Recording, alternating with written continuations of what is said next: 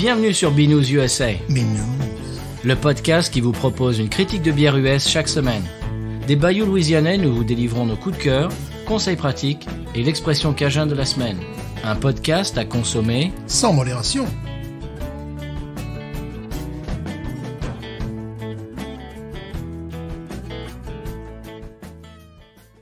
BNews USA is part of the Podcut family of podcasts. La vie est trop courte pour boire de la bière insipide. Binous USA épisode de 137. Moi, c'est Patrice. Moi, c'est Stéphane. Toujours Stéphane. Stéphane qui laisse un blanc. Voilà. C'est le plaisir de Skype. Voilà. Alors, comment allez-vous, chers auditeurs, auditrices? Comment tu vas, toi, Stéphane? Ça va très bien depuis que j'ai appris il y a à peine une heure qu'il y avait une base spatiale américaine sur Mars qui travaillait avec les extraterrestres. Donc voilà. Ah, bah très bien. Bon, c'est bien. Bon, ouais. Tu me le demandes à moi, je suis pas surpris. Hein, bon, voilà. On en a déjà parlé dans Binous, dans le ciel d'Orléans. Tout voilà, à fait. Bon. Pour nous, bon, c'est un responsable de la sécurité israélienne pendant 30 ans, qui a maintenant 87 ans, qui sort un livre où il explique que, bon, ben voilà, quoi. Ils sont là, voilà, puis ils collaborent avec les scientifiques américains sur Mars. Alors moi qui tout le temps, chaque mardi, je dis aux élèves, sur Mars, eh ben, il faut 3 ans pour aller sur Mars, 3 ans pour revenir, peut-être qu'un jour on enverra des gens. C'est déjà fait, j'ai l'air d'un imbécile, tu vois, demain je vais rentrer, les gens, mais attends, c'est déjà fait, les Américains sur Mars. Ah ben oui, ben bon, ça va. Bon, enfin, bon, rien de nouveau, ça c'est basique, c'est sûrement une brève, ça sans intérêt. Très bien, mais moi j'ai 2-3 brèves et puis j'ai non seulement un commentaire Apple Podcast mais aussi un commentaire Podcast Addict, monsieur, pour la première fois dans l'émission. Je ne savais même pas qu'on en avait et apparemment on en a. Je vais en lire un par semaine parce que on a du retard. Je ne savais pas qu'on en avait. Et puis voilà, donc je vais en lire un et puis un Apple Podcast. Mais avant ça, je vais te poser une question existentielle. Est-ce que tu connais l'origine du nom Pabst Blue Ribbon? Est-ce que tu sais pourquoi c'est Blue Ribbon? Est-ce que c'est lié à l'histoire d'un bateau Non. Comme Peroni, non? Non. Je ne sais pas, monsieur, je ne sais pas. Alors, est-ce que vous, chers auditeurs, auditrices, vous savez, hein? Eh ben, je vais vous expliquer, moi, si vous savez pas. Je viens de l'apprendre. Je suis en train de lire le livre The Devil in the White City d'Eric Larson, qui raconte en parallèle l'exposition universelle de Chicago de 1893. Tu sais, l'exposition colombienne. Oui, tu sais, voilà, justement, c'est pour ça que je t'en parle. J'y étais, donc, bien sûr. Et donc, voilà, ça raconte en parallèle ça, donc toute la préparation, la construction, etc. Et puis également le premier tueur en série américain qui s'appelait H.H. Holmes, qui était un alias. D'ailleurs, c'était pas son vrai nom. Il avait chopé ça de Sherlock Holmes. Il avait XX, nom de plume, enfin pas de plume, comment dirais-je, des surnoms, quoi. Voilà. Des pseudonymes, voilà le mot que je cherchais. Alors, il sévissait au même moment et au même endroit. Et d'ailleurs, il est allé avec sa future femme et sa future belle-sœur à l'exposition universelle. Et c'est des choses qui étaient au même endroit en même temps. Et donc, sont racontées un petit peu en va-et-vient d'un chapitre à l'autre. D'ailleurs, c'est un livre que je vous recommande. Alors, il était question d'un film, d'ailleurs, au passage, basé sur lui, H.H. Holmes, avec supposément Leonardo DiCaprio dans le rôle titre, réalisé par Martin Scorsese. J'avais lu ça il y a 1 an ou 2. Et Elio, d'ailleurs, me l'a confirmé, que lui aussi, il avait entendu parler de ça. Et depuis, on n'en entend plus parler. Si vous, chers auditeurs, auditrices, vous avez des infos là-dessus, ça m'intéresse. Parce que c'est un acteur que j'aime beaucoup, un réalisateur que j'aime beaucoup, sur une histoire qui me passionne un peu. Donc, ça serait vraiment très intéressant d'avoir des infos là-dessus, savoir si c'est toujours en projet ou si ça a été abandonné.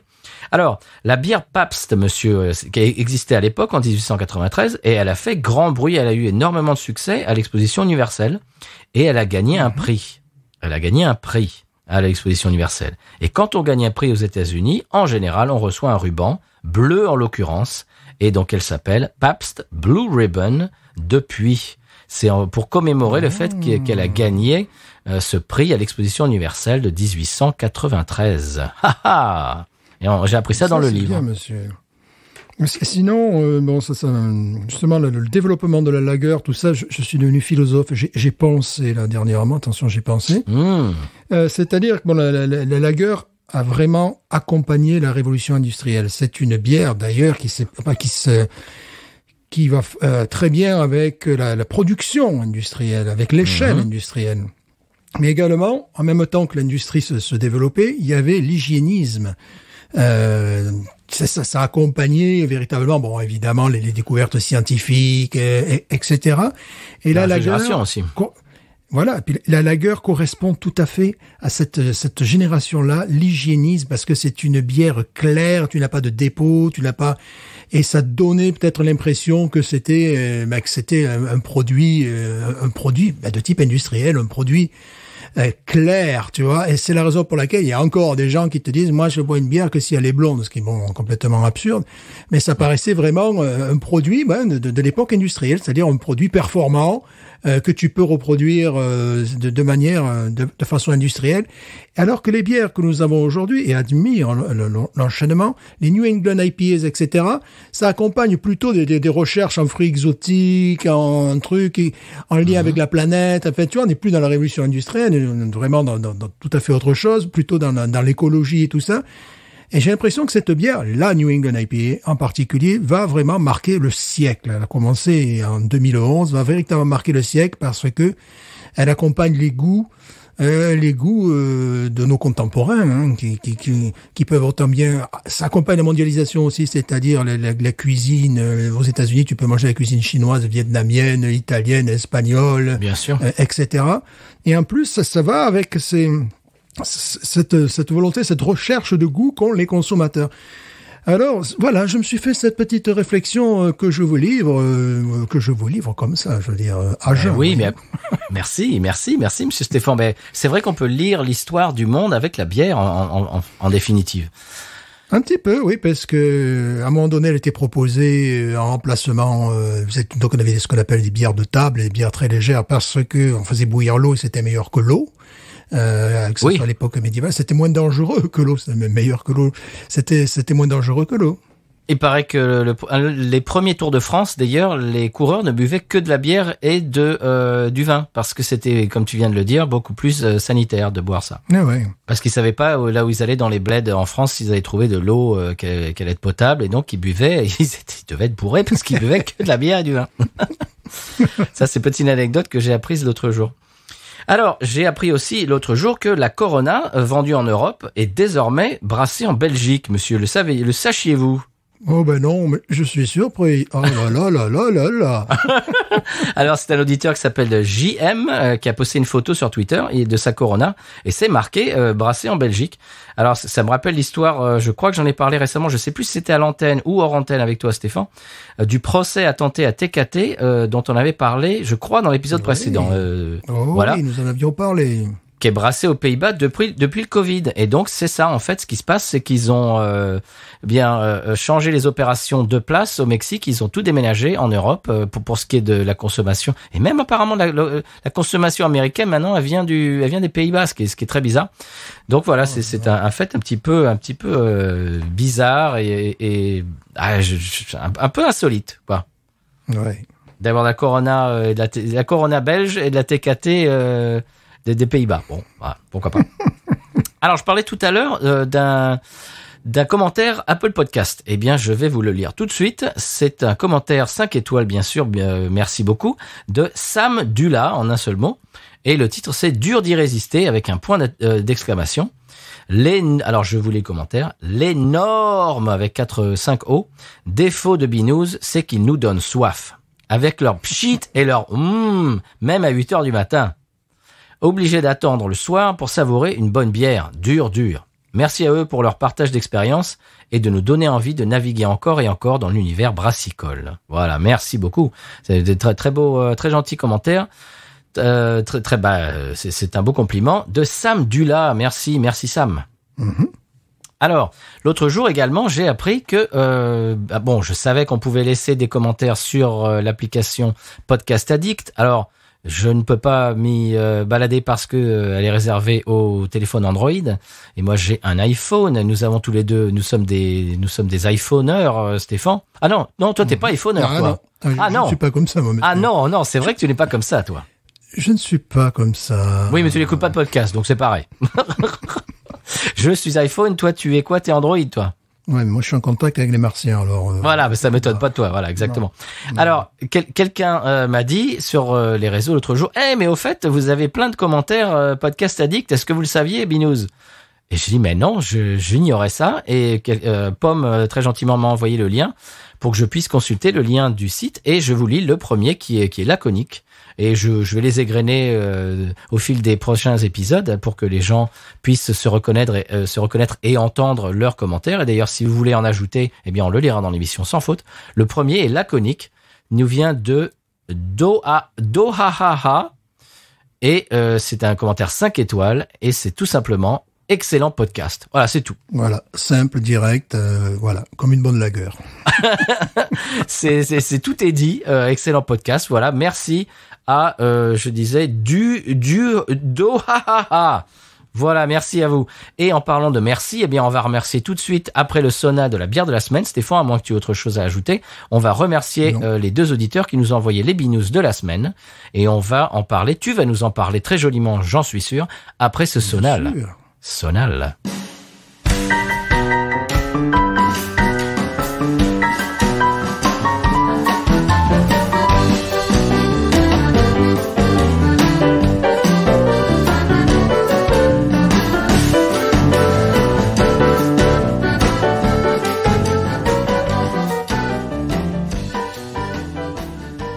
Eh bien voilà, après ce joli sauna louisianais, Stéphane, est-ce que tu peux nous présenter les bières de la semaine? Parce que oui, il y en a 2. Elles nous ont été envoyées par Rudy et Charles. Voilà, merci beaucoup Rudy et Charles. Que je remercie très chaleureusement. 2 beers from Norway! Oui! No way from Norway! Yes way! From Norway! J'essaie de le faire en français. Ce qui rime avec Norvège, c'est Nadège. Alors bon, je salue toutes les Nadèges, voilà. C'est un peu moins rock'n'roll. Voilà, si vous connaissez des Nadèges, saluez. Il se trouve que je connais des Nadèges. Voilà. Oh, ça c'est old school comme nom, ça, Nadège.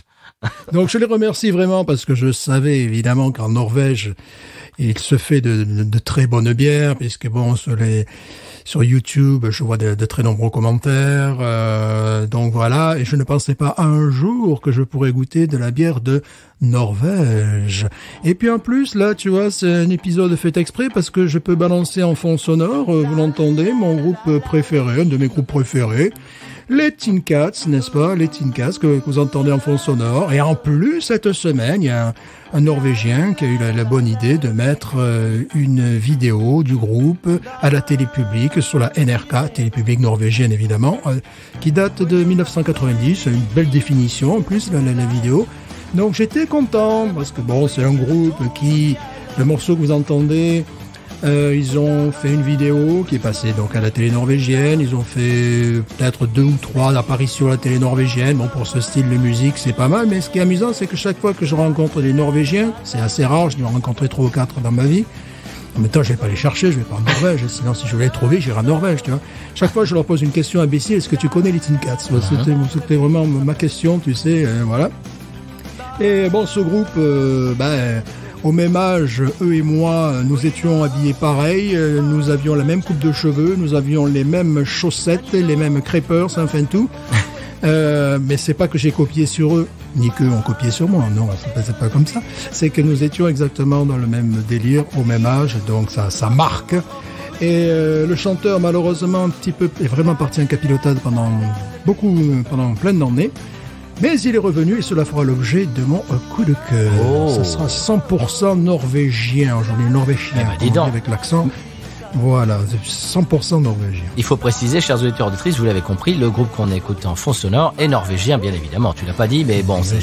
Oui. Oui, c'est vrai, j'ai oublié de mentionner. Bravo. Aujourd'hui, on l'écoute mon groupe préféré. Hop, oui, non, mais c'est un rapport avec les bières, quand même, monsieur. Bon, voilà, puis les martiens, tout ça. Bon, tout ça, je suis blasé. Alors, quelle est la brasserie, monsieur Stéphane? Vous nous expliquez? La brasserie s'appelle, attention, j'ai un petit accent des quartiers sud d'Oslo, je me permets de m'excuser, voilà. Amundsen, ça s'écrit Amundsen. Amundsen, et leur histoire est assez récente, puisqu'ils ont commencé en 2011 par un bar-brasserie, je dirais, pour ne pas dire un brewpub, tu vois. Même si bar-brasserie, ça correspond à autre chose en français, ben, je sais pas. Et ils sont devenus la plus grande brasserie artisanale d'Oslo depuis. Eh bien voilà, quand même, c'est déjà ça pose. Donc j'ai vu beaucoup de commentaires élogieux de leur bière. Je ne suis pas surpris, j'ai hâte de découvrir celle que nous allons avoir quand nous avons 2 bières. Nous allons commencer, si vous le voulez bien, mesdames et messieurs, par l'apocalyptique Thunder Juice, qui est une New England IPA à 6,5 degrés. Et les canettes, vous les verrez sur les réseaux, sont magnifiques. Les canettes sont assez hallucinantes. Je ne sais pas si j'aurais été attiré par les canettes. J'étais plus attiré par les pochettes d'albums des Tin Cats. Bon, c'est personnel, mais bon, voilà. Ça faisait un peu miroir. Quand je regardais les pochettes des Tin Cats, je me voyais dedans. Donc, les ingrédients marqués en français, s'il vous plaît, parce qu'il y a plusieurs langues, dont le français derrière, merci. Alors, eau, orge, blé maltais, avoine, lactose, houblon, levure. Le houblon, c'est mosaïque. La levure English Ale, les maltes Pilsner, flocons d'avoine. Et voilà. Et tout ça est marqué en français et mon cahier, évidemment, se casse la figure sous l'émotion. Eh ben, dis donc, de l'avoine dans une New England IPA, et là, je suis dans les chaussons. Toi, t'es dans les chaussons à cause des Tin Cats, et moi, je suis dans les chaussons à cause de la bière. Voilà. Le truc, bon, ben, c'est normal pour le style. Ce que j'aime un peu moins, c'est la présence de lactose. Mais bon. Oui, mais c'est là, justement, pour donner un côté doux pour accompagner l'avoine, monsieur Stéphane. Vous le savez, ça. Ouais, c'est tout à fait exact. Donc, je propose de l'operculer. Mais, je vous en prie. Écoutez, je viens de créer un mot du premier groupe, un verbe du premier groupe, le verbe operculer. Eh bien, qui opercule le premier? Je vais operculer en premier, monsieur. Stéphane, mais pas devant tout le monde. Bon, je pourrais parler norvégien, mais moi je ne maîtrise que la forme littéraire, parce qu'en Norvège, il y a 2 langues, une langue littéraire et une langue normale, enfin, je sais pas, une langue, quoi. Une langue parlée, voilà. Non, mais je sais plein de choses. Alors, attention. Opercule. Hop. Oh là là, déjà, bon, j'ai eu le malheur de mettre mon nez dans la canette.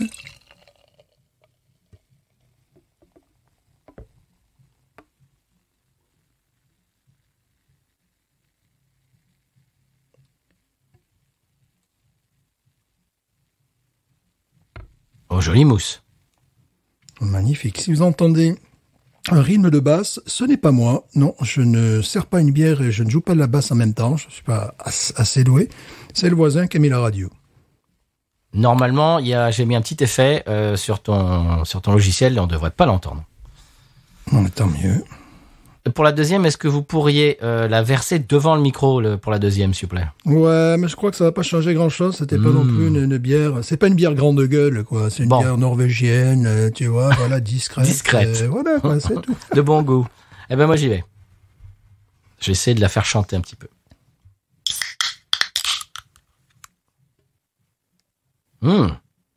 Oh, le nez me plaît. Ah ouais, le nez.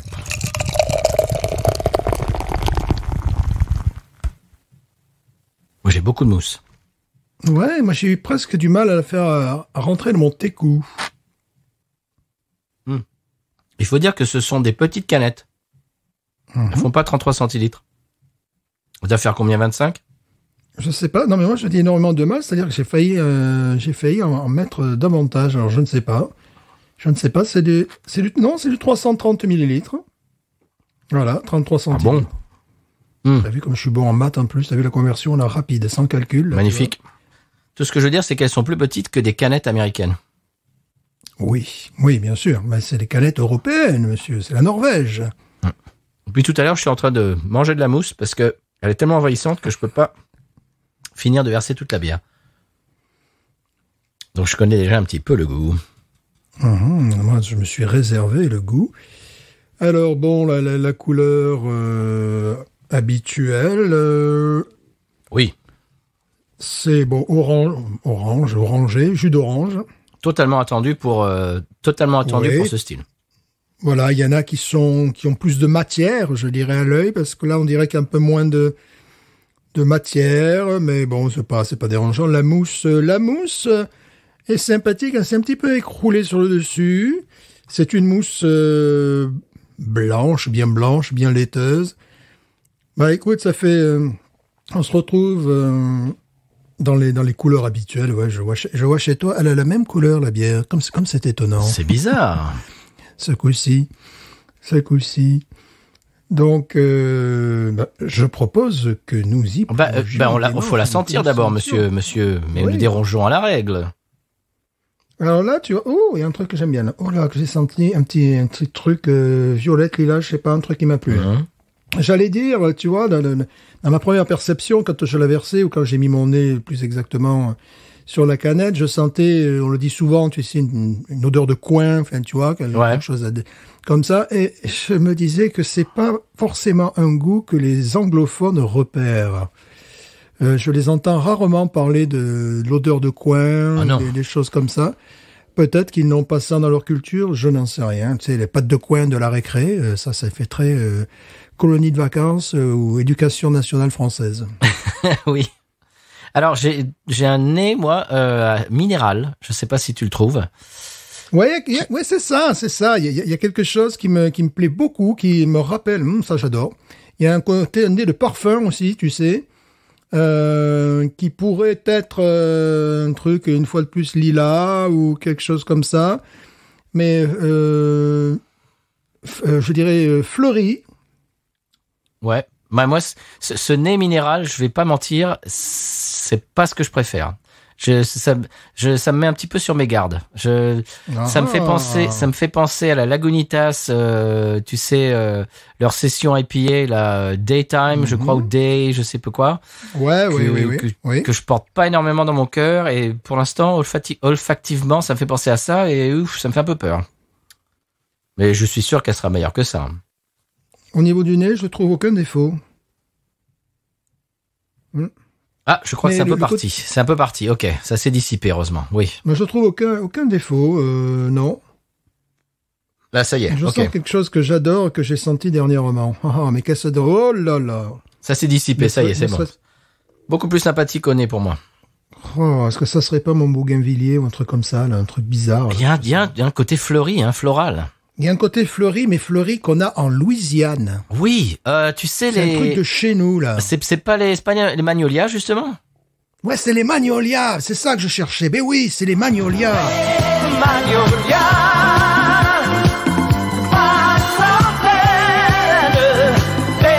les magnolias. Oh mince.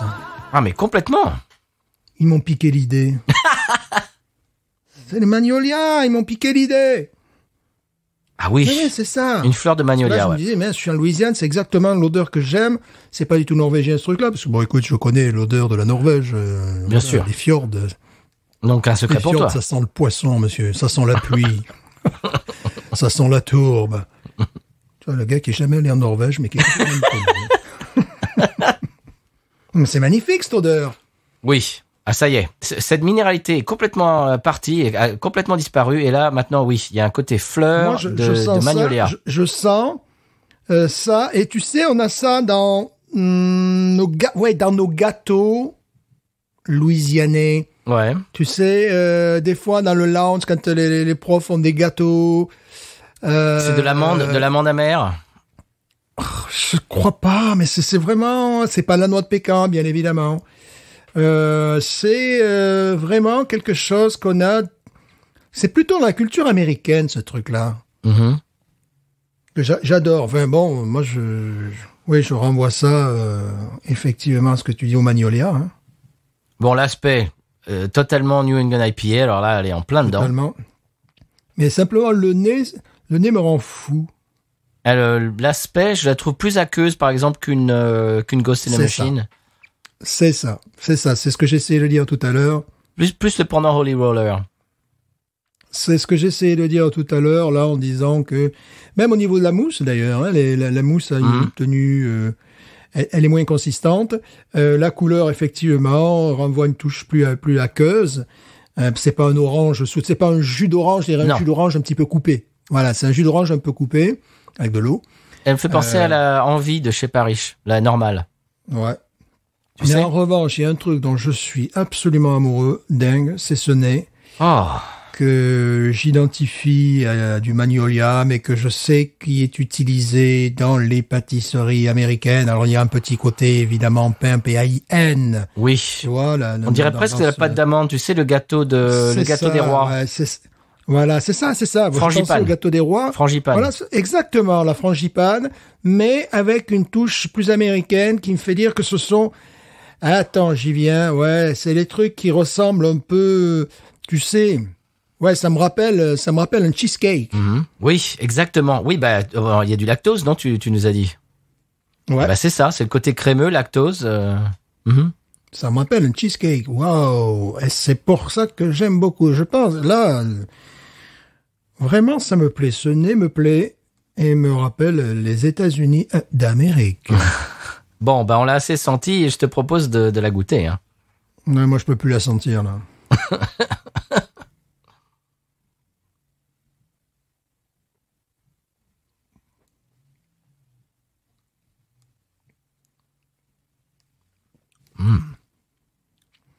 Surprenant. Oui. Autant la mousse est douce que le corps est pétillant, vif, peut-être un peu décevant. Qu'est-ce que tu en penses? Il y a l'amertume qui arrive. Je m'attendais à que tout soit en rondeur de bouche, tout soit souple. C'est pas du tout le cas. J'ai une fois la mousse passée, la bière en elle-même, le restant de la bière est très pétillant, mais comme un Sprite. À la limite, tu sais, les Sprite orange, là, tu vois. Oui. Donc, ça m'a déstabilisé. Ce que j'aime bien, c'est qu'il y a une amertume qui apparaît en fond de bouche, qui est plus élevée que d'habitude. Il y a presque pas d'amertume, bon, dans ce type de bière-là, mais là, il y a une amertume. Il y a quelque chose qui est pétillant, qui me laisse un petit peu sur ma faim. Je trouve qu'on sent l'alcool. On sent l'alcool. Qu'est-ce que tu en penses? On va pas se mentir, j'ai pas aimé l'impression en bouche. J'avais l'impression d'avoir du pchit orange en France, tu vois. Du Sprite. C'est-à-dire que je m'attendais surtout avec les efforts faits, lactose et avoine. Je m'attendais à quelque chose d'extrêmement souple, de mâchable, de rond en bouche. Et là, j'ai été agressé. Ouais. J'ai été agressé comme rarement. Je l'ai été par une bière. Parce que même les lagers qui sont pétillantes et fraîches, c'est pas pareil. Là, ça m'a fait vraiment l'impression en bouche d'un pchit orange ou d'un Sprite, tu vois, quelque chose pétillant avec grosse bulle, tu vois. Donc je vais replonger et déçu par rapport au nez qui était extrêmement prometteur, le nez. Et là, j'ai un jus d'orange, un jus de fruits assez basique. Je sais pas ce que tu en penses. Je trouve qu'il bon, pour l'instant, je la trouve sympathique sans plus. Je trouve qu'il y a pas, il y a pas beaucoup de relief. Je la trouve assez, voilà, sans relief. C'était là qu'elle est. C'est pas mauvais, mais il y a pas vraiment d'aspérité. Il y a rien qui relève un petit peu le plat. Il y a pas de, vraiment, bon, évidemment, je la compare à d'autres bières sur ce créneau-là. Et ouais, mais c'est vraiment le but du jeu, hein. Voilà, par exemple, la Holy Roller, que je connais absolument par cœur, vous le savez. La Holy Roller a un côté poivre blanc, a des côtés épicés, elle est complexe. Celle-là, j'ai l'impression que c'est une note. On en parlait l'autre jour. Ça fait une note de piano. Il y a pas, c'est pas un accord. C'est pas un accord de 3 notes. C'est une note. C'est ping au lieu de.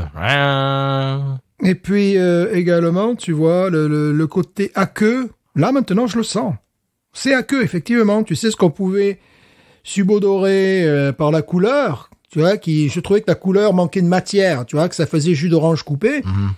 Bien, en l'envoyant dans ma bouche, ben, c'est ce que j'ai senti. J'ai senti quelque chose d'assez vif, mais presque dérangeant.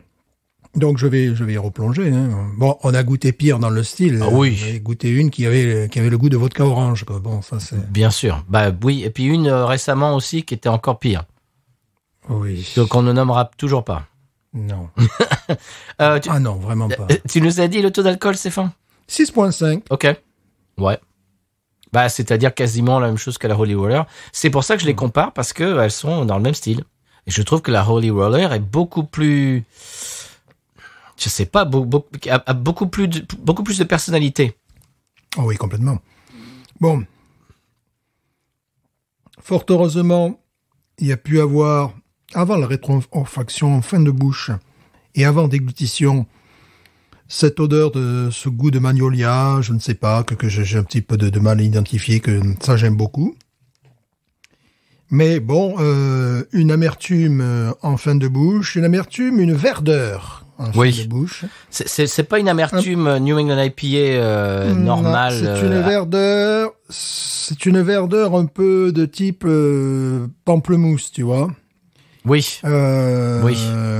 Bon, là je dirais pomelo rosé parce que celle que nous avions bu une fois, c'était avec des touches finales, c'était citron vert, quoi, tu vois. Mais les citrons verts, terrifiant, quoi. Je suis en train de réaliser, tu sais la bière à laquelle elle me fait penser? La Holy Roller au pamplemousse que je n'aime pas. Ouais. Bon, alors c'est pas aussi, elle est pas aussi antipathique que la Holy Roller pamplemousse, mais on n'en est pas loin parce que vraiment la Holy Roller pamplemousse, c'est du pamplemousse, c'est de l'acidité pamplemousse, de la verdeur pamplemousse et pas grand chose d'autre.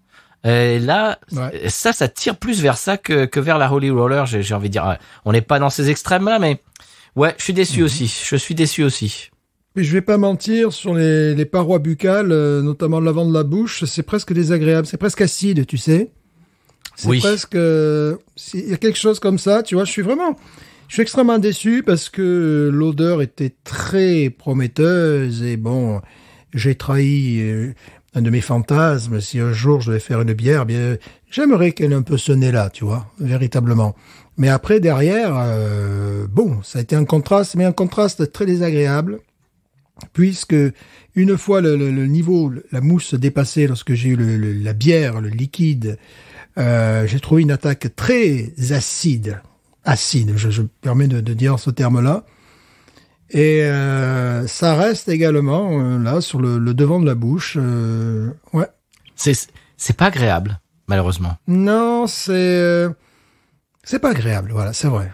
Rudy et Charles, vraiment, on est désolé, mais bon, vous savez, hein, chez Binous, on vous bourre pas le mou. Hein. Si on aime, on aime. Si on n'aime pas, on n'aime pas. Hein. J'espère que la prochaine va nous surprendre, va nous plaire beaucoup plus. Mm-hmm. Ouais, c'est assez décevant, malheureusement. Vraiment. Complètement. Bon, je sais qu'on la trouve en Angleterre parce que j'ai vu des gens qui la chroniquaient. Honnêtement, ne pas commencer les New England IPA par ça. Non. Non, et bon, c'est vrai que nous sommes les enfants gâtés, les enfants chéris de l'Amérique, n'est-ce pas? Et que c'est vrai. Style de bière, bon, dans ce style de bière, on a une bière tout venant.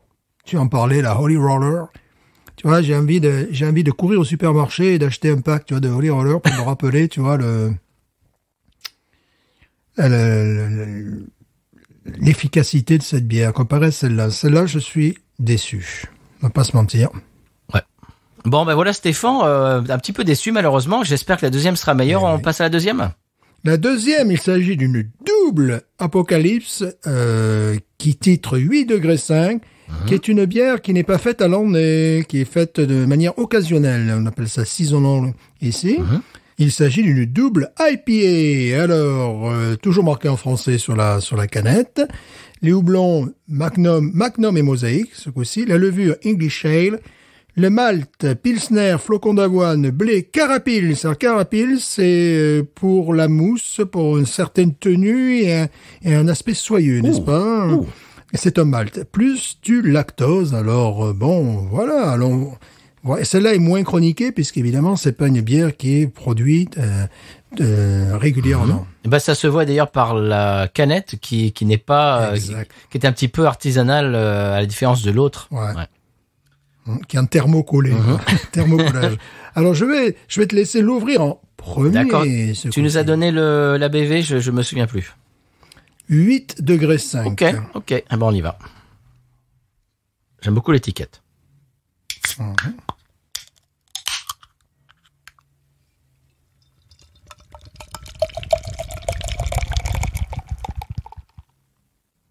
Eh bien voilà, Monsieur Stéphane, je vous invite à faire la même chose.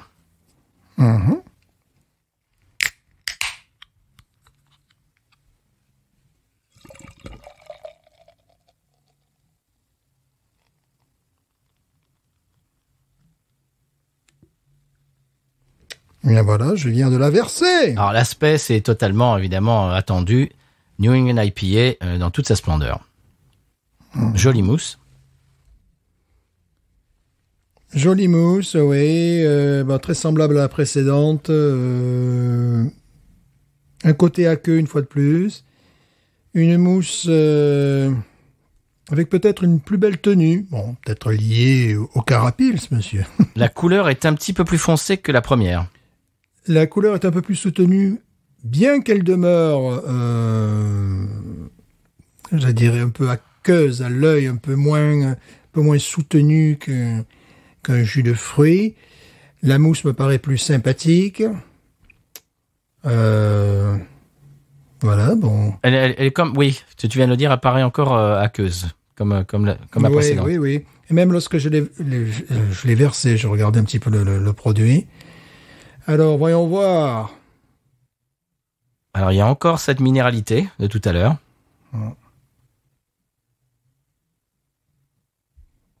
Encore ce côté floral. Elle ressemble beaucoup à la première au niveau olfactif, je trouve. Ouais, je ne retrouve pas cette touche qui m'avait beaucoup plu. Un nez de melon. Ouais. Mais qui ne m'est pas forcément sympathique. Oui. Je trouve un petit côté floral derrière quand même aussi. Ouais, mais je préférais le nez de la précédente. Bon, ben on va plonger. On y va.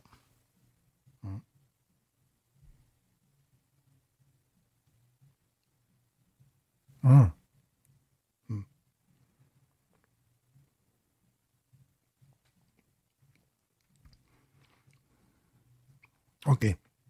En goût, je retrouve ce qu'un chroniqueur anglais disait, un goût d'eucalyptus.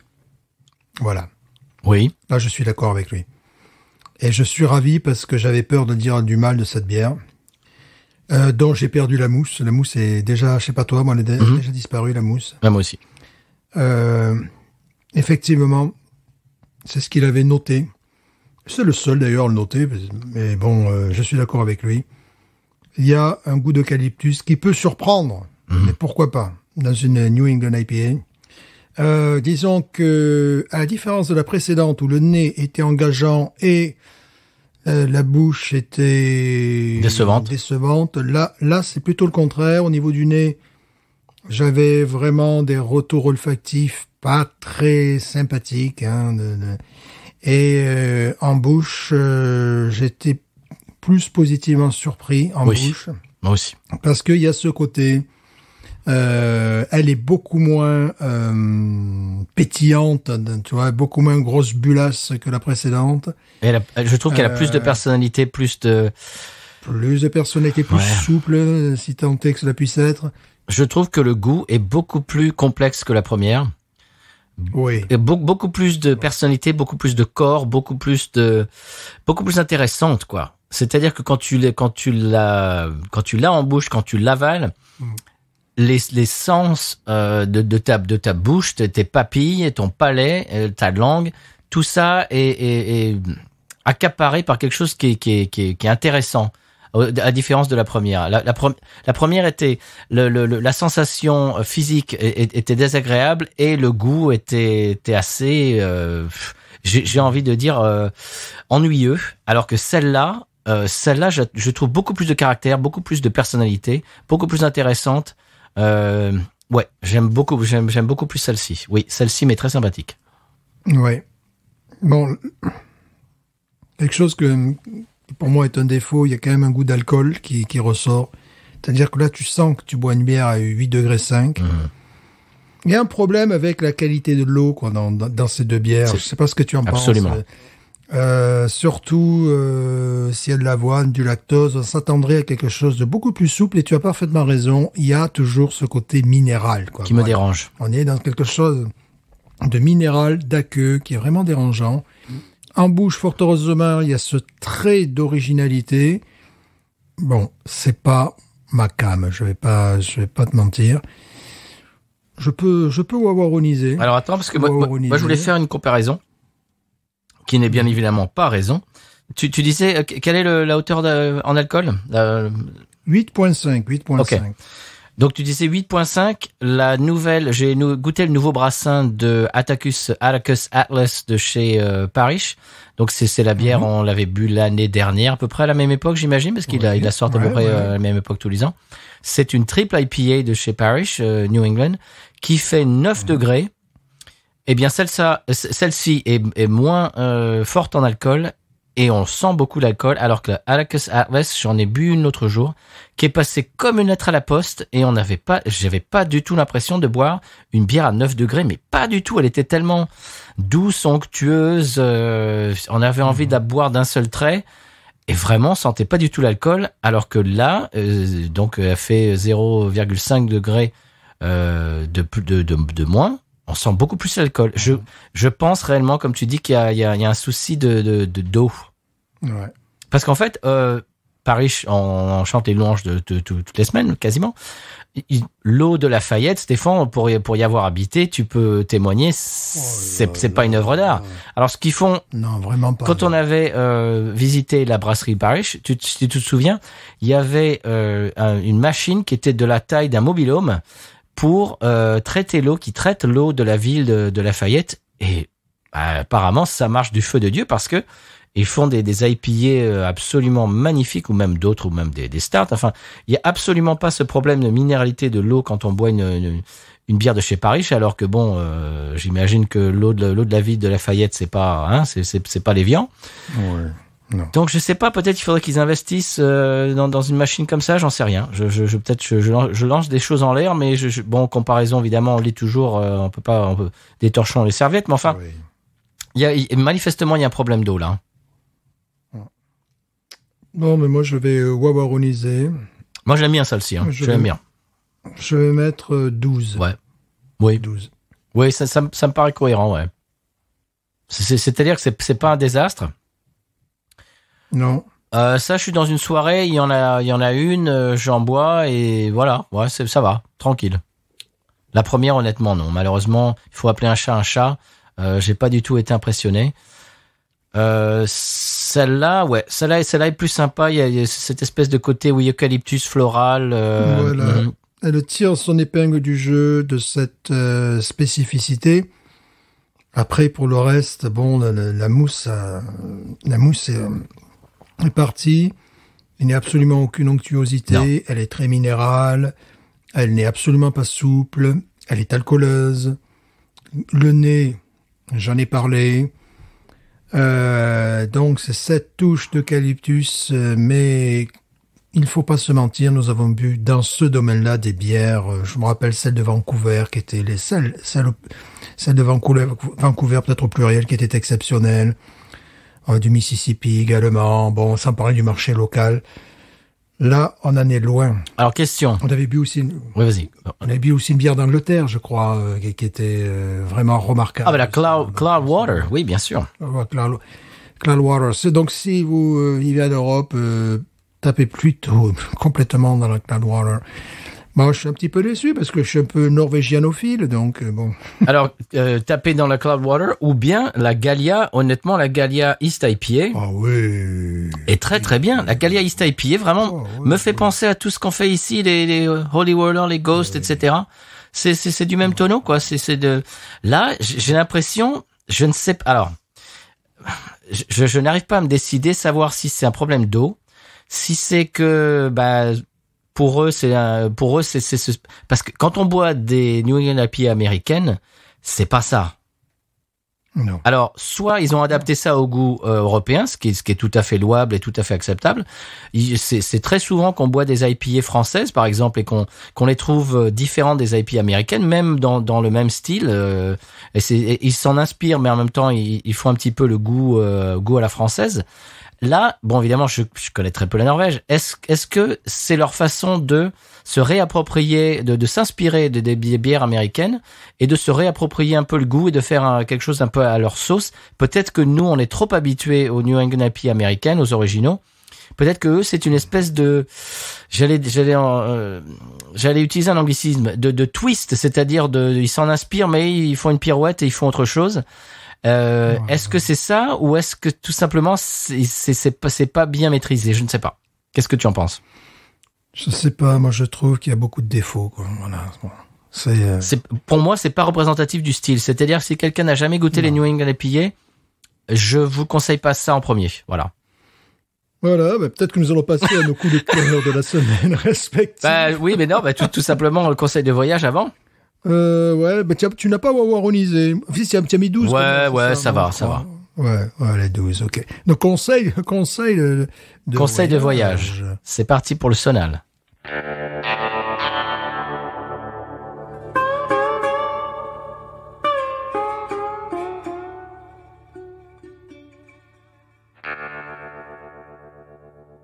Alors, cette semaine, le conseil de voyage est un petit peu différent de d'habitude. Il me vient de mon beau-fils qui m'a dit l'autre jour, alors qu'au Texas, les sangliers, figure-toi, sont vraiment beaucoup trop nombreux. Il y a un problème de prolifération des sangliers. Alors, chers auditeurs, auditeuristes véganes, peut-être que vous voulez, je ne sais pas, moi, avancer un petit peu la lecture de votre podcast de peut-être 3-4 minutes. Donc, ça y est, c'est bon? Il n'y a plus de vegan? Ok. Il y a tellement de sangliers au Texas, apparemment, c'est un gros problème, que maintenant, c'est tellement problématique, que maintenant, tu peux te payer une balade en hélicoptère. Alors, évidemment, tu loues l'hélicoptère et puis le pilote. L'hélicoptère est équipé d'une mitraillette. Et tu survoles la campagne et tu dégommes les sangliers à la mitraillette. Voilà. Alors voilà, c'est quelque chose qui pourrait intéresser mon cousin, par exemple, le mari de ma cousine. ça pourrait faire partie de ses vacances, de ses plans vacances. Ou alors, tu appelles Obélix au renfort. Enfin, il y a plusieurs pourquoi choses pas. Mais tu sais que ce problème est identique dans les Cévennes. Bon, dans les Cévennes, on n'a pas forcément le droit de les chasser à la mitraillette. Mais les chasseurs aimeraient bien parce que, les sangliers détruisent tout en plus. Mais oui. C'est pas le genre. Ils sont pas vraiment constructeurs comme, tu vois, c'est pas comme les ratons laveurs qui font des barrages, tu vois, qui sont très créatifs, les ratons laveurs. Alors c'est pas les ratons laveurs, monsieur Stéphane. C'est les. Le castor, voilà. C'est le castor, mais le raton laveur aussi. On dit très. Voilà. Castor, comme dirait l'autre, qui travaille non pas avec leurs mains. Et c'est quoi la chanson? J'ai pas peur des petits minets qui mangent leur ronron au drugstore. Ils travaillent tout comme les castors, ni avec leurs mains, ni avec leurs pieds. Voilà. Les castors, je pense qu'ils font. Mais voilà, les castors ont ce côté créatif. Et puis, quand on tue les castors, on peut l'utiliser pour faire la graisse pour cheveux, pour hommes. Tu vois, c'est vraiment. Bien sûr. Et puis du chocolat également. Et voilà, mais bon, évidemment. Donc oui, le sanglier, on est perdu, de toute manière. Donc bon, oui, il faut. Oui, ils ont l'air d'être un peu envahissants. Complètement. Bon, de là, les chasser à l'hélicoptère, à la mitraillette. C'est au Texas quand même, hein. Oh. Ouais, je pense que le parc national des Cévennes, il dirait non, tu vois. Peut-être à l'arbalète, je sais pas. Tu sais. Alors, je parlais de ça l'autre jour avec un ami qui chasse lui aussi le sanglier. Alors, je ne sais plus l'âge, mais j'ai envie de dire qu'au bout de, je sais plus moi, 6 mois. Allez, je vais inventer, mais je vais dire 6 mois. Un sanglier une femelle au bout de 6 mois, elle peut mettre bas et elle met bas tous les 3 mois. Je sais pas combien, 8 ou 10. Enfin, c'est une multiplication au bout d'un moment des sangliers qui est absolument galopante. Et donc, voilà, au Texas, ça se passe comme ça, mon vieux. Et voilà, ils rigolent pas au Texas. Et voilà. Mais bien. La mitraillette sur l'hélicoptère et on roule ma poule. Voilà. Et après, va bouffer le sanglier quand il a pris le bastos. Oui, je crois qu'à mon avis, ouais, ils font pas ça pour le manger après. Hein. C'est juste pour contrôler la population. Au passage, un civet de sanglier au vin rouge. Oh bon. Ouais, mais là, c'est au vin rouge et au plomb, quoi. Alors, tiens, ça irait très bien avec la Rochefort 8 qu'on a bu il y a 2 semaines. Et voilà, donc, je propose que vous alliez chasser votre sanglier au Texas et en buvant une bière belge, tu vois. Après, voilà, une fois que tu l'as dynamité, que tu l'as explosé, voilà. Bon, voilà. Est-ce qu'on peut dire aux véganes de revenir? Oui, bon, en plus, les sangliers, c'est bien, ça fait de très belles brosses à cheveux. Ben voilà. Ben, ben oui, absolument. Tout est bon dans le cochon, de la queue au menton, je vous le rappelle. Absolument, absolument. Très bien. Est-ce qu'on passe après ces bêtises sanguinaires et sanguinolentes? Est-ce qu'on passe au coup de cœur, monsieur Stéphane? Relève un petit peu le niveau de cette émission, s'il vous plaît. Oui, bien sûr. Ben moi, je reste en Norvège. Donc, je disais, le chanteur des Tin Cats qui était un peu tombé en capilotade suite à l'abus de substances illicites, hein, pour être gentil. Pour les franchement. Non, mais c'est vrai. Et il a remonté la pente, on est très content, parce que bon, il y avait même des gens qui étaient très proches de lui, qui se disaient que jamais il ne remonterait la pente. Il a remonté la pente, ce monsieur. Bon, il est un peu marqué, sa voix aussi, vous l'entendez, a peut-être un peu pris un coup. Mais le nom de groupe, bon, il faut être un fan absolu, parce que ça, tu trouves pas ça dans les bacs à disques, puisque le nom qu'il s'est donné à cette nouvelle formation, c'est ZDIG, Z-T-I-G, Rocking Rune and the Beat of Basic. Voilà, donc là... Dis donc, il fait pas dans la simplicité, lui. Hein. Voilà, donc lorsque tu tapes ça dans les moteurs de recherche, tu as 9 chances sur 10 de faire au moins une faute d'orthographe. Ça, c'est bête. Alors, excuse-moi, je fais une aparté. Par exemple, si vous voulez lancer un podcast ou un groupe, ou un projet, je vais dire un projet créatif, et que maintenant, à l'ère de l'informatique et puis surtout de l'Internet... Évidemment, si vous voulez qu'on vous trouve sur les moteurs de recherche, choisissez un mot facile à orthographier, facile à retenir, et ne changez pas l'orthographe.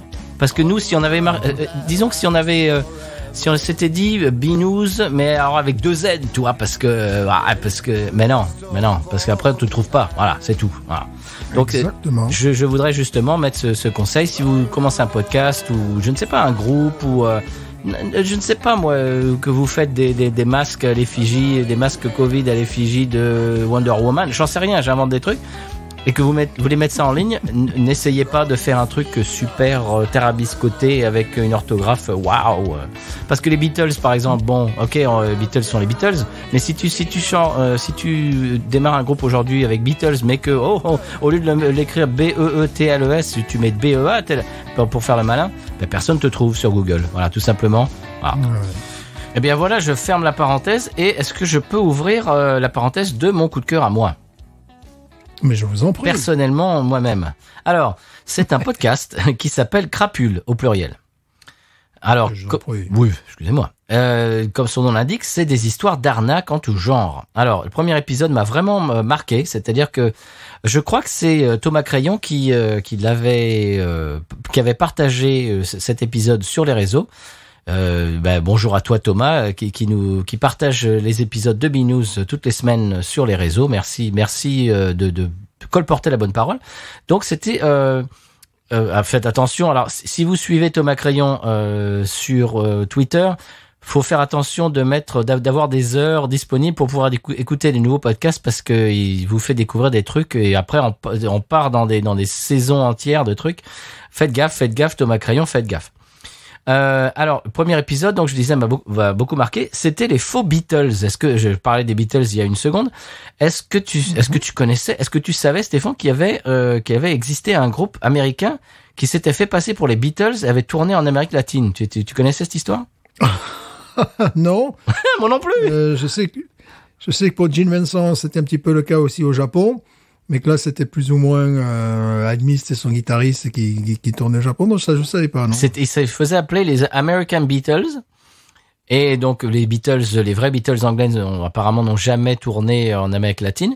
Et donc, c'était ces quatre Américains qui se sont fait la même coiffure, qui se sont fait la tête des Beatles, comme dirait l'autre.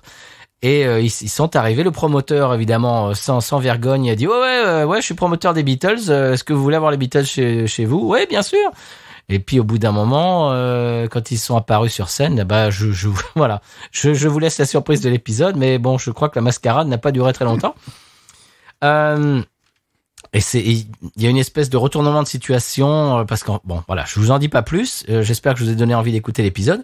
Et quand on parcourt eh bien les épisodes de ce podcast Crapule, eh bien on voit des tas de choses qui sont très intéressantes, des choses que j'ignorais. Isaac Newton par exemple, je viens d'écouter aujourd'hui le dernier épisode sur Isaac Newton, quelque chose que j'ignorais complètement aussi. Alors évidemment, il a fait un épisode sur l'arnaque de McDo, tu sais, du concours Monopoly de McDonald's. Oui. Voilà, il a parlé de ça. J'avais parlé du documentaire HBO, il s'en est inspiré, etc. Donc il parle de tout ça. Alors donc de tout un tas d'arnaques. Alors des choses que j'ai jamais entendu parler. Par exemple, les émeutes Pepsi aux Philippines. Est-ce que ça te dit quelque chose? Absolument pas. Mais moi non plus. Alors je découvre des tas de trucs. Non, il y avait une grosse, il y avait une grosse promotion faite par Pepsi aux Philippines qui a vraiment mal tourné et je vous en dis pas plus. Et voilà. Et il nous explique tout ça avec un style journalistique qui est bien écrit, bien enlevé, bien lu et bien monté. Je vous laisse le plaisir de découvrir les autres épisodes, je ne vous en dis pas plus. Alors, les épisodes durent en moyenne 20-25 minutes, c'est bien écrit, bien monté, ça s'appelle Crapule au pluriel. Eh bien voilà, je n'en dis pas plus, j'espère que je vous ai donné envie, j'espère que je vous ai affriolé, et je vous conseille ce podcast. Voilà. Ah oui, mais on est poète. On utilise des mots, comment dirais-je, bien châtiés et recherchés cette semaine en Binous, monsieur. Par la police. Absolument. Pardon. Et comme on vient de dire recherché par la police, eh bien, c'est le moment de l'épisode de San Pellegrino. Absolument. C'est parti. San Pellegrino, qui me dira pourquoi j'ai le mal de vivre. San Pellegrino, je ne sais pas, je vais comme un bateau ivre en portant mes souvenirs.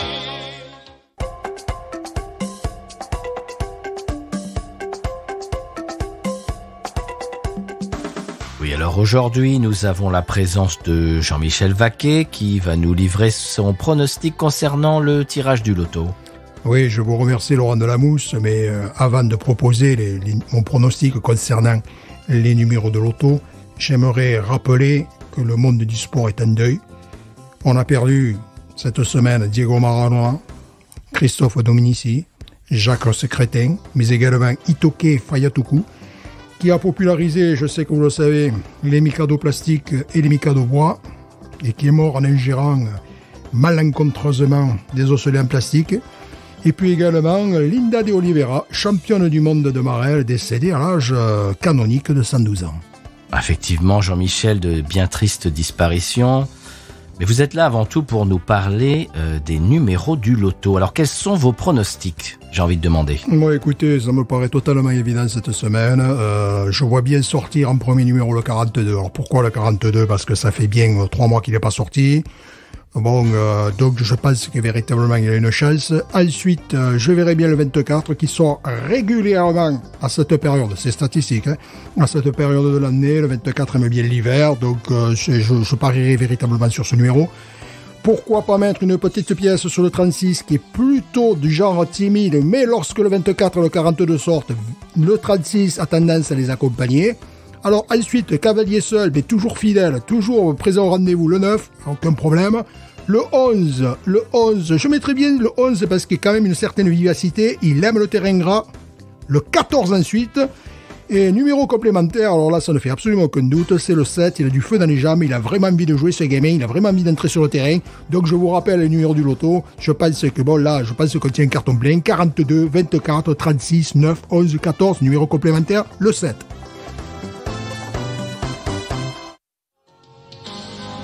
San Pellegrino, qui me dira pourquoi. Bien voilà, c'était l'épisode de San Pellegrino de la semaine. Stéphane, on s'est un petit peu rencardé sur ce qui se passe au San P. Est-ce qu'on passerait pas à l'expression cajun? Vous revenir en Louisiane, monsieur? Bien sûr. Mais bien Monsieur, sûr. quand même. C'est parti.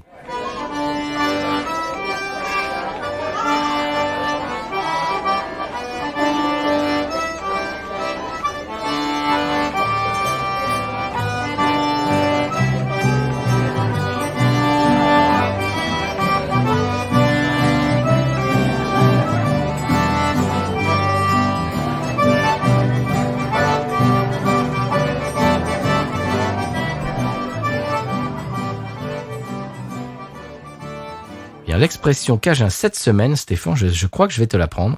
C'est japailler. Qu'est-ce que c'est? Alors, c'est un verbe du premier groupe. Japailler. G-A-P-A-I-L-L-E-R. Alors, japailler, j'hésite entre quelqu'un qui parle fort ou un chien qui aboie ou quelqu'un qui va chercher de l'argent dans les rivières, tu vois. Orpailler, tu vois. Ah, peut-être des orpailleurs avec des chiens, peut-être. Voilà. Peut-être que le chien peut sentir l'or dans la rivière. Ça, voilà, mais ils ont pas essayé. Hein. Tu vois, japailler, je vois bien.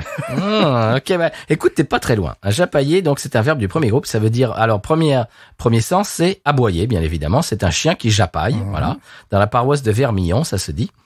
Par extension, en deuxième sens, c'est se plaindre, rouspéter, japailler. Et en troisième sens, c'est bavarder. Voilà, bavarder, bavasser, parler, à bâton rompu, discuter. Voilà. Donc en fait, ça découle du chien qui aboie et puis après qui jappe. Voilà, qui jappe. Et donc si on applique à quelqu'un qui rouspète et qui engueule quelqu'un, ou bien tout simplement qui parle à tort et à travers. Voilà, japailler. Voilà. Est-ce qu'on passe à la pub? Parce que quand même, il faut passer à la caisse, monsieur. Bah oui, écoute, moi j'ai des contacts réguliers avec Mars. Oui. Ils veulent que j'aille travailler avec les scientifiques. Hein. Donc bon, ça coûte de l'argent quand même, tu vois, ce genre de déplacement interstellaire, tout ça. Bah oui, le fuel de j'ai envie de dire de fusée, ça coûte très cher, hein, c'est pas donné. Mais voilà, je sais, je suis attendu, donc bon voilà, donc ça coûte de l'argent quand même. À un moment donné, ça coûte vraiment beaucoup. Alors question, toi qui le sais, est-ce que les Martiens ont déjà goûté la Ghost in the Machine? Voilà la question. J'irai beaucoup plus loin. Ils ont contribué à ce qu'on la fasse. Oh, est-ce que là c'est une exclu news? Je le crains. je le crains. Bon, ben voilà pourquoi l'intersidéral cette bière. Maintenant, on a la réponse. Bien sûr. Alors voilà, c'est tout. Alors j'allais dire quelque chose, mais je ne vais pas le dire. Voilà, c'est un taquinage même pour toi, Stéphane, quelque chose que je ne te dirai même pas. Parce que j'ai tellement envie que ça se passe que je ne veux pas nous porter malheur et que je ne te le dis même pas à toi. Qu'est-ce que j'aime le teasing, qu'est-ce que j'aime le taquinage. La première interview d'un Martien. Peut-être, qui sait. Peut-être la semaine prochaine, vous le verrez. On ne sait pas. Ouais. Pour l'instant. À mon avis, oui. Peut-être. Pour l'instant, la pub. One more time.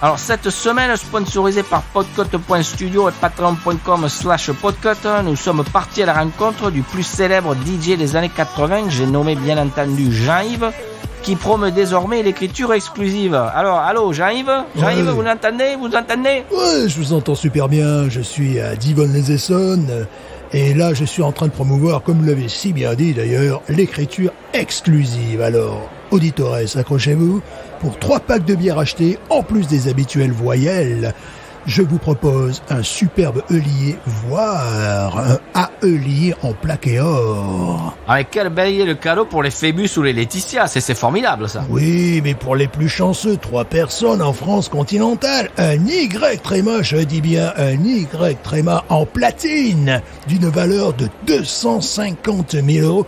250 000 euros, je vous rappelle que le Y tréma ne s'emploie plus guère que sur quelques noms propres et leurs dérivés. Alors, je me permets de saluer la île et Rose et les Haïtiens, l'île de Croix, près de Kerguelen, Haï, chef-lieu de canton de la Marne, et donc je me permets de saluer, je les connais bien, je viens de là, les Agéens et les Agéennes, mais également la commune de Mohy-de-Laine, Et là, je me permets de saluer les Mouisiens ou les Mouillacois. One more time.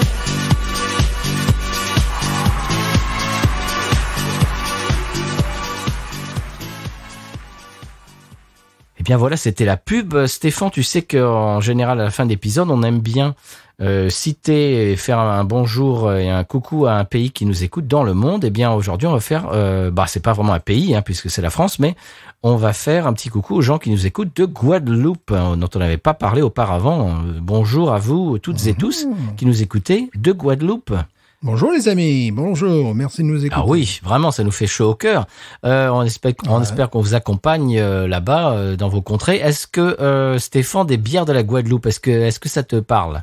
Non, mais je pense que ça me parlerait si on m'en envoyait. Alors, justement, si vous voulez nous envoyer des bières de Guadeloupe ou d'ailleurs, de vos contrées, comme l'ont fait si gentiment Rudy et Charles, au passage Rudy et Charles, pourraient faire, à mon avis, une clinique, comme on dit ici, un tuto, comme on dit en France, sur comment emballer de la bière dans un carton. C'était absolument magnifique. Il y avait du papier bulle à plus savoir qu'en faire. Les bières n'ont pas moufté. C'était absolument, c'était de l'art. Voilà, j'ai ouvert ce paquet avec ces bières d'aujourd'hui. C'était complètement l'art. Il pourrait, à mon avis, faire un tutoriel au moins sur YouTube sur comment envoyer des bières à Binous USA. Et si on veut envoyer des bières à Binous USA, comment fait-on, Stéphane? Eh bien, on nous envoie des messages sur les réseaux sociaux qui sont Twitter, Instagram et Facebook. Binous USA partout, alors @Binous USA sur Twitter et pareil sur Instagram. Voilà, c'est ça un petit peu l'avantage d'avoir un nom de podcast dont personne d'autre n'a pensé auparavant. Binous USA, ça n'a pas été pris, donc sur toutes les plateformes, on est Binous USA. Ou bien vous nous envoyez un email à binoususa@gmail.com. Pareil, ça n'était pas pris, donc parfait, on n'a pas tiré du bas en diagonale. Non, c'est bon. On a pu avoir notre Binous USA, notre domaine. Merci merci de toutes les preuves de fidélité, d'amitié que vous nous portez, que vous nous envoyez toutes les semaines, tous les jours sur les réseaux. Je le dis tout le temps, mais ça nous fait chaud au cœur avec Stéphane. Stéphane, quand tu fais pas le sous-marin sur le réseau, je t'envoie des captures d'écran, de messages, de publications. Vraiment, ça nous fait énormément plaisir pour deux Blancs-Bec que personne ne connaissait en avril 2018. Maintenant, on a des tas de presque, j'allais dire d'amis dans le monde entier. Ça nous fait énormément plaisir. Merci beaucoup. Stéphane, est-ce que tu voudrais rajouter quelque chose à la fin de cet épisode? Oui, bien sûr. Binous. Ain't nothing turned me on more than a big patat. Oh, I like that patat. I like the patats too big. Look at her go, look at her go. I like both the patats. We should watch it, we should watch it, we should watch it.